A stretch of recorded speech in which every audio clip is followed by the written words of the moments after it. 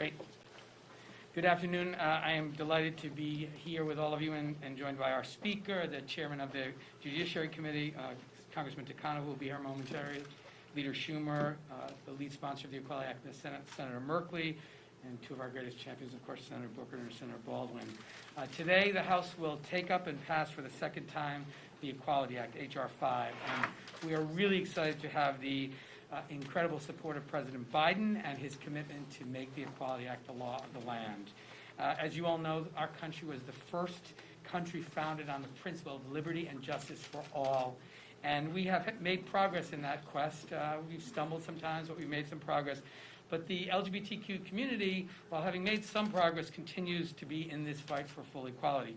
In most states, members of the LGBTQ community are at risk of losing an apartment, being denied credit, being turned away from service on a jury, all because of who they are or who they love. Every American deserves respect and dignity, and it's important that the Equality Act become law because it will once and for all ensure that LGBTQ Americans can live lives free of discrimination. And in particular, it amends the existing civil rights architecture and adds sexual orientation and gender identity to employment, education, housing, credit, jury service, public accommodations, and federal funding. It's a fully inclusive civil rights law that will once and for all make discrimination illegal in this country. Finally, it's not a controversial issue anymore. 83% of Americans support anti-discrimination legislation for LGBTQ Americans. 68% of Republican voters. So this is not a controversial issue. We've built a coalition that ranges in everyone from the U.S. Chamber of Commerce to the ACLU and everyone in between. Over 600 major organizations, hundreds of business leaders representing some of the most important companies in America all support the Equality Act. And I'll end with just a word in remembrance of our extraordinary colleague, the late John Lewis, who at a very critical moment in our fight for the Equality Act made certain that people understood the urgency of this action and the importance of doing this comprehensive bill. And I hope in his honor we will finally make the Equality Act the law of the land. And with that, I'm delighted to introduce the Senate sponsor, the lead sponsor in the Senate, Senator Jeff Flake. The Equality Act is all about freedom. President Lyndon Johnson said the freedom is the right to share fully and equally in American society.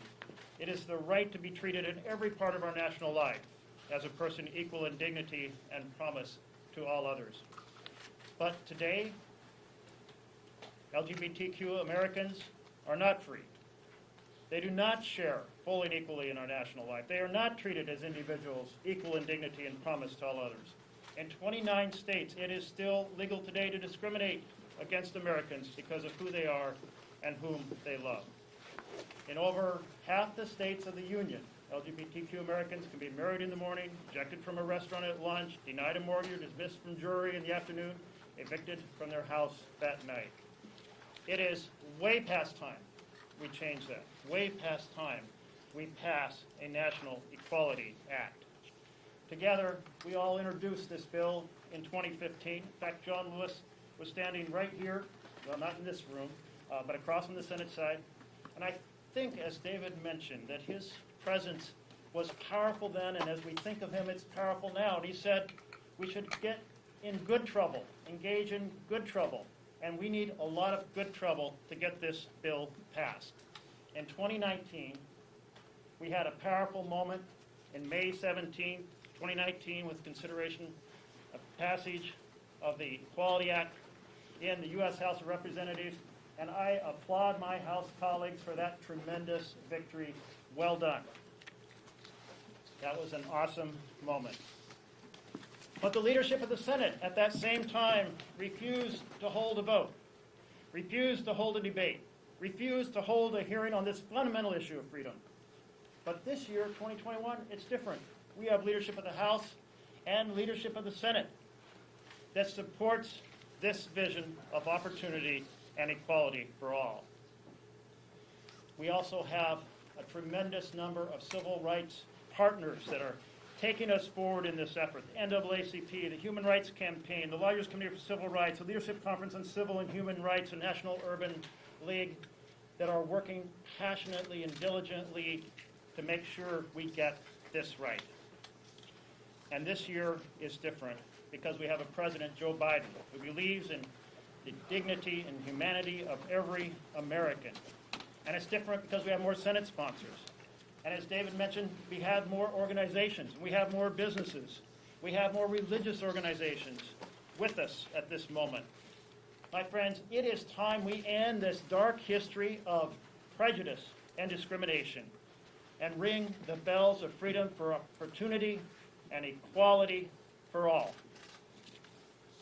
It is my pleasure now to introduce the Speaker of the House, Speaker Pelosi. Thank you very much, Senator, and thank you for your leadership on this important issue. It's an honor to welcome you over to the House side. It's always a pleasure to welcome back the distinguished, now Majority Leader of the Senate back. Senator, It's a pleasure to be back. and even more of a pleasure with Senator Baldwin with you returning to the House. We always took such pride in her being in the House, and then when she went on to the Senate as well. And thank you for being here for this very special occasion for all of us. Senator Booker, welcome to the House, not necessarily back, but welcome. And it's an honor to be here with Mr. Takano, the chair of the Veterans Affairs Committee, but a leader in the Equality Caucus, and of course, our chair of the Judiciary Committee, Mr. Nadler, who has made so many things possible for us. It's an honor to be with you. David Cicilline is a person we're very, very proud of. And we thank you, David, for giving us this opportunity today, and to you, Senator Merkley. Senator Merkley referenced to when we were together 5 years ago. We were in the LBJ room, as a matter of fact, over on the Senate side, when this Equality Act was introduced. Senator Merkley, Congressman Cicilline were the lead sponsors, but as Senator Merkley mentioned, right there standing with them was John Lewis, and that was very important. We stood there with an icon of the civil rights movement in a room named for LBJ, who had been the sponsor who fought for and signed the Civil Rights Bill. The Civil Rights Act is a pillar of freedom in our country.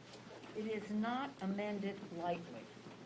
So how proud were we to have our beloved, as I said, John Lewis, and the Congressional Black Caucus with us on that day as they gave their imprimatur to opening up the Civil Rights Act to end discrimination against the LGBTQ community. The two sponsors of the bill have said why this is necessary. It shouldn't be necessary, but why it is necessary and why it's important for us to act. And as we remember John Lewis's life, we remember his words spoken at the Pride Parade in Atlanta, shortly after being diagnosed with cancer. We are one people, one family. We all live in the same house. And those words have been an inspiration to us. In closing, I just want to say that our two lead sponsors, Senator Merkley and Mr. Cicilline, talked about the outside groups who are endorsing this legislation. And I want to thank all of them. For some, it's the easiest thing in the world. For others, it took a level of courage and, shall we say, fortitude to go forward. But all of them, very important as we do our inside maneuvering to get as many votes as possible, hopefully as bipartisan as possible, the outside mobilization, so essential to bring have a drumbeat across America for freedom, for liberty and justice for all. Thank you all very much for being here. I'm going to excuse myself to go to the floor as we have the bill on the floor right now, and I don't want to lose my time. I don't know who's in charge there, but I don't want to lose my time. With that, I'm very pleased to yield to the distinguished former member of the House, now Majority Leader of the Senate, Chuck Schumer, and a champion on this issue when he was in the House and now as a leader in the Senate. Welcome. Well, thank you, Speaker Pelosi. It's great to be here. I want to thank all of my colleagues. I want to thank my dear colleague, Senator Merkley, for his steadfast, unrelenting passion on this issue. He reminds us every day how we have to pass the Equality Act, because that's what America's all about. And Jeff has been a great leader here, and I thank him. Tammy Baldwin, of course, is one of our just outstanding senators who's been right by Jeff's side pushing this bill, and I want to thank all of the House sponsors and Senator Cory Booker, who is also at Mr. Merkley's side pushing this legislation. And I want to start by addressing head-on some of the despicable comments made by a few Republicans about trans people. Their attacks on trans people in the transgender community are just mean, and show a complete lack of understanding, a complete lack of empathy. They don't represent our views, and they don't represent the views of a majority of Americans. Their despicable comments just make my blood boil with anger. If I didn't have a mask, you could see my teeth gritting. But that's why we're here today, to talk about the Equality Act. That's why we need it, because of the hate out there that gets in the way of the great American dream of equality. In many ways, the story of America has been about making those words true for all Americans. That's what brings us here today, to reintroduce the Equality Act in the Senate. Essential, urgent, long overdue, that will move us closer to a society where all Americans are equally treated under the law. Even today, the signs of discrimination based on sexual orientation abound. From education to housing to family planning, from the workplace to adoption to immigration. Discrimination against LGBTQ plus people remains a serious problem that demands Congress's attention. Congress must pass the Equality Act so that LGBTQ plus Americans will no longer have to face discrimination in some of these most basic areas of life. This legislation is personal for me. Just 6 years ago, LGBTQ Americans like my daughter won the legal right to marry who they love. The Equality Act would make sure she can continue living her life with her wife with the security and dignity of knowing she won't face basic discrimination because of who she is. So proud of them, so proud.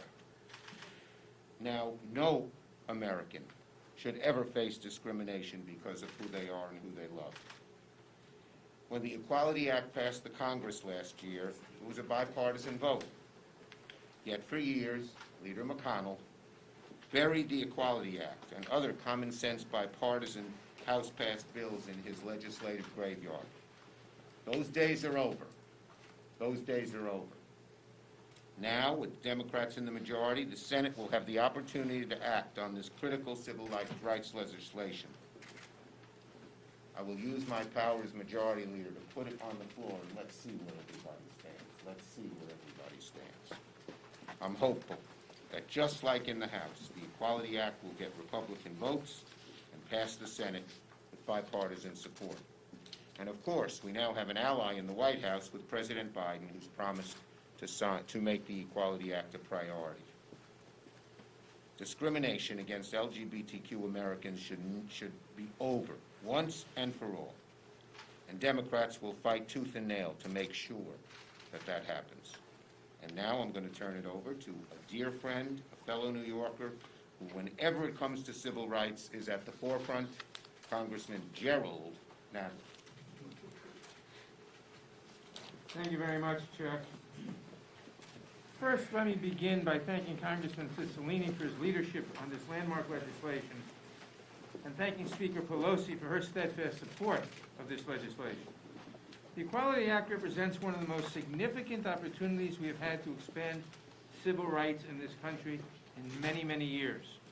For a long time, whenever the LGBTQ community came to Congress, it was to defend their rights, from the Defense of Marriage Act to Don't Ask, Don't Tell. Even when we considered ENDA, there was a major discussion as to whether we can include protections for transgender people. It is not lost on me that this is only the second time in history that Congress has been able to consider truly comprehensive LGBTQ civil rights legislation. And I could not be more proud of the gains we have made to even be standing here today. By freeing the LGBT community from discrimination, the Equality Act makes America a little more free for everyone. We cannot rely on the Supreme Court to continue to advance these issues for us. Instead, I expect that without the Equality Act, we will begin to see the court chipping away at the rights the LGBT community has already had acknowledged. I am hopeful that with Majority Leader Schumer at the helm of the Senate and President Biden in the White House, that we have a chance to see this signed into law and to take decisive action against the discrimination faced by the LGBT community nationwide. Thank you very much. Like Speaker Pelosi, I have to get back to the floor for the debate. But before I do that, it's my pleasure to introduce Senator Booker. It is so good that we are here today, but let's be clear. I would not be here today if it wasn't for foot soldiers of justice who fought to push this body to pass civil rights legislation that gave me and other African Americans equal dignity, equal rights, and equal opportunity in this country. John Lewis, who has passed us, bled for that right. And so now here we are again, in a nation where the ideals of liberty and equality and equal justice under law are what we say, how we define our aspirations, but we still fall short. We still live in a nation where the destructive darkness of discrimination reigns enshrined in the laws of this land that prevent equal dignity and equal equality to LGBTQ Americans. That is unacceptable. And so let us all feel the fierce urgency of now to not just see this legislation pass in the United States House of Representatives, but for the sake of our ancestors and generations to come, may it pass in the Senate and get to the floor, get to the desk of the President of the United States for his signature. Thank you. And now I bring up Representative Takano. Thank you, Senator Booker. And thank you, Senator, for reminding us of the history of civil rights and how if it weren't for the foot soldiers, we both wouldn't be here. And I remember being at my first inauguration with President Obama, and he invoked the image of Seneca Falls, Selma, and Stonewall, drawing that direct line of civil rights history of a nation becoming a more perfect union. Thank you to David Cicilline for your amazing efforts of building this coalition. It's truly moving to be here with you, David. And Chairman Nadler had to get back to the floor, but if you've ever had Chairman Nadler tell you stories about his conversations with Bella Abzug. Jerry, before LGBT members were really a presence on the Hill, there was Jerry Nadler. So we are so proud of him. Senator Merkley, we're so proud of the work that you've done. Amazing work. And I want to talk to you more about what we're going to talk about. David, we're going to talk to you, David. All right. Almost 30 years ago, I was outed in my first campaign for Congress. 27 years ago, the Don't Ask, Don't Tell policy was established in the military. 25 years ago, the Defense of Marriage Act, or DOMA, was signed into law. And nearly 10 years ago, Don't Ask, Don't Tell was repealed. 7 years ago, in the United States v. Windsor case, it struck down DOMA. 5 years ago, marriage equality became the law of the land. And less than a year ago, the Supreme Court extended non-discrimination protections to LGBTQ people in the workplace. And today, we are just one step closer to full equality under the law. And that's real progress. But despite the strides that we have made toward greater acceptance for LGBTQ people, in a majority of states, 27 to be exact, our communities still face discrimination, and they do not enjoy the same civil rights as other Americans. They do not have the recourse to go to court or to ensure that they are treated fairly.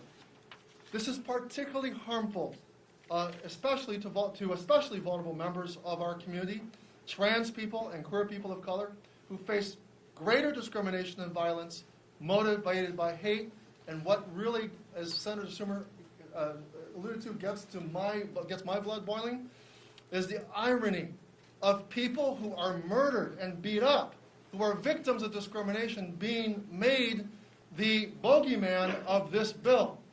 How insidiously ironic is that the opponents of this bill are using the people who are victimized the most, who need the protections of this bill the most, as the argument against passing this bill. How absurd is that? The Equality Act would be a powerful tool to protect these most vulnerable people in our country. A great nation cares about the dignity and well-being of its most vulnerable citizens. Today, as I go back to the floor, and thankfully the leader's going to take her magic, the speaker's going to take her magic minute on the floor to extend the amount of time I have here. But I'm going to cast my vote. I'll be thinking of all the LGBTQ activists who marched, protested, and built a movement to protest the lives of LGBTQ people and expand our rights. I'm ready to go vote. And before I do, I want to introduce a pioneer, a hero of mine. I knew her when she was back in the House and watched her become a senator with the integrity of being elected to office, already out, not coming out afterwards. Truly a trailblazer, Senator Baldwin. Thank you so much. Well, I want to start by thanking my colleagues for your courage and your standing up and getting us to this moment. I feel like we should have a drum roll because soon the House will vote for the second time to advance the Equality Act. I appreciated everybody's comments, but I wanted to also appreciate Leader Schumer's comments with two regards. One is decrying and condemning in the strongest of terms the unfortunate and hateful remarks of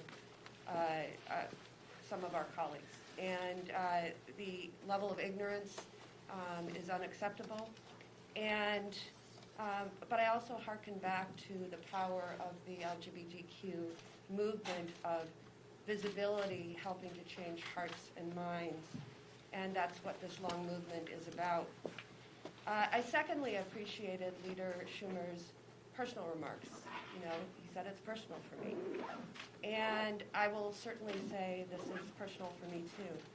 Not only as a member of the LGBTQ community, but for my brief time as a practicing attorney before I was full-time involved in public service, I had the occasion to represent clients in the LGBTQ community who had faced discrimination at the workplace or in seeking housing.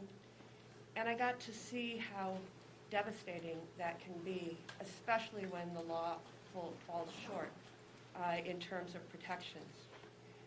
In a majority of states and local jurisdictions, LGBT Americans live without fully inclusive non-discrimination laws and can still face discrimination because of who they are or who they love. And that's just wrong. And it's time to end this kind of discrimination against the LGBTQ community. All Americans should have the full freedom of equality. It's why we're here today. It's why I'm so proud to stand with my colleagues in the House and Senate as the House prepares to pass the Equality Act. We've been here before. This year, we have a pro-equality majority in both the House and the Senate, and we have a president who is pro-equality and prepared to sign this bill when it gets to his desk. So, let's just get the job done. Let's pass the Equality Act in the House and Senate. Let's send it to President Biden so he can sign it into law, and we can finally provide full equality for every LGBTQ American across our country. David, I think you're back to post Q&A. So I too have to get back to the floor, but we have time at least for a few questions. Yes, sir. First thing, and if I can ask two questions real quick. The first one, how do you get the 60 votes in the Senate that you need to pass this? And two, off topics, but Chief Pittman today said that there's a group of militia members who may have been here on the 6th who were plotting to perhaps blow up the Capitol or express a desire to blow up the Capitol around the State of the Union. I'm curious, given all we've learned about the response and the intelligence failures, how safe you all feel and your confidence level in the security and the police leadership. I'll defer responding to that at another time if that's okay, because I need to get to the floor. I hesitate to speculate about the Senate, but I'll just say one thing before I invite one of the senators to say. But you know, it's the good old-fashioned way. We're going to make our case. Our community is going to advocate with members of the Senate, and we're going to work hard until we get the votes necessary to pass it. There's no shortcut for it. You know, this is really an instance in which the Senate of the United States has to catch up to the American people. As I mentioned, it's overwhelmingly supported, Republicans, Democrats, and Independents, by 83% of the American people. Another poll shows a majority of voters in every single state in America support non-discrimination protections for the LGBTQ community. So the biggest challenge we face is a lot of people think it's already the law. When you tell them that someone can, you know, get kicked out of their apartment, be denied service in a restaurant, or not be allowed to serve on a jury because of their sexual orientation or gender identity, they can't believe that's true. And that's because it doesn't comport with our basic understanding of fairness and equality in this country. So there's not a shortcut. We're going to work hard and get the votes, and obviously the senators will have some tricks up their sleeve about how we do that. You know, your question immediately assumes that Republicans will insist on cloture, 60 votes to close debate. And I was thinking about how when Ted Kennedy first brought the Employment Non-Discrimination Act to the floor, back in, I believe it was 1998, we had no one in opposition ask for cloture. So we have a story here of how dramatically the Senate has changed. And I can tell you, as one senator, I do not believe that Mitch McConnell should be able to veto a bill the majority of the Senate supports that is about fundamental human rights. But we're not in 1998, and we are, though, closer to 2013. And in 2013, I took the Employment Non-Discrimination Act to the floor, and we did not have 60 votes, and we had to get 60 votes, and we worked it. We worked it in partnership with our organizations that are civil rights organizations that have huge insight on the nuances of the language and the law, and we worked it with our colleagues.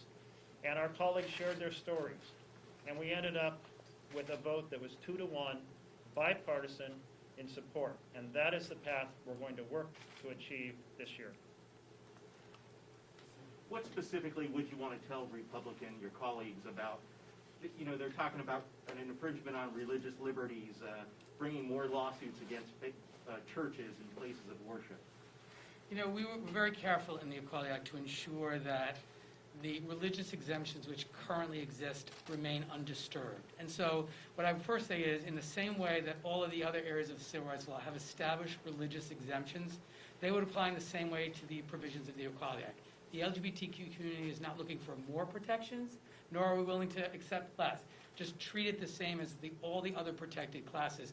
So religious organizations would still enjoy the rights they have in terms of their ministerial functions, to limit their services and facilities to members of their own congregation, to members of their own faith and good standing, as they determine. All those exemptions which have been established remain in place. And so that's been an argument that has been advanced, but we have two interests that are protected here: the right to religious expression and the deeply held commitment to ending discrimination. The Equality Act achieves both of those things.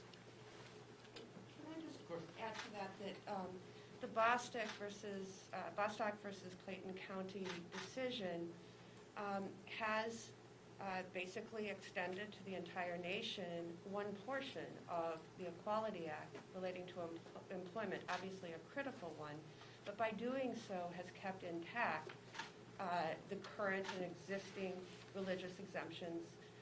So that's now the reality in the United States. And so I just wanted to underscore what David Cicilline just said, that we want no more, nor should we accept any less. Thank you, Senator. Let me say one more. On the COVID relief package, Senator Schumer this morning said it was a... Is there any question on the Equality Act? Because Sure, I got to all run right. to the floor. I have one. Yes. Chris Stewart has signaled that he's going to introduce on Friday the Fairness for All Act as an alternative to the Equality Act with bipartisan support. Would that bill be better than nothing? No, that bill very clearly is worse than nothing. For the first time in our history, would actually put in federal statute provisions that permit discrimination against the LGBTQ community. It would be a tremendous step backward, which is why it's not supported by any major LGBT organization. All of the major LGBT organizations support the Equality Act. The Stewart bill is a tremendous step backward in our fight for full equality. Any problem with Democrats co-sponsoring that bill? I'm sorry? Would you have any issue with Democrats co-sponsoring? Well, I hope people who are committed to equality for the LGBTQ community would not support that bill, because it would put in statute and authorize expressly discrimination against the LGBTQ community. Thank you all. Thank you all.